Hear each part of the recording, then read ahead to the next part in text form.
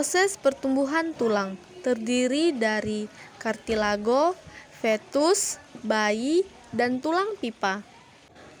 Proses tulang dari bagian tengah, karena di bagian tengah-tengah kartilago yang berisi rongga osteoblas calon membentuk osteosit berkumpul tulang keras. Osteoblast sel penyusun osteosit atau calon tulang sejati atau tulang keras. Pembentukan tulang itu diawali atau dimulai dari adanya kartilago. Jadi dimulai sejak masa embrio.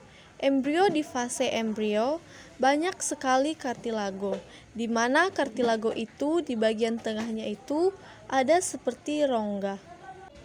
Di bagian fetus terdapat pembuluh darah di dalam osteoblas, mulai bertumbuh jaringan tulang dan rongga sumsum tulang.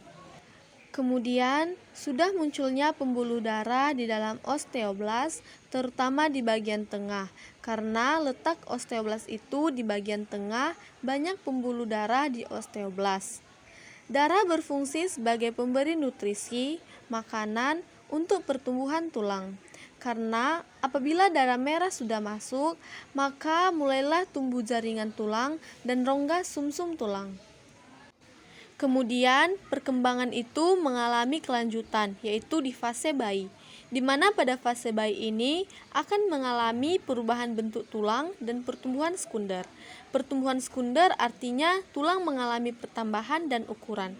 Semakin tumbuh akan semakin banyak jalur peredaran darah, yaitu semakin banyak dikasih makan, maka tulang itu akan semakin tumbuh dan semakin besar.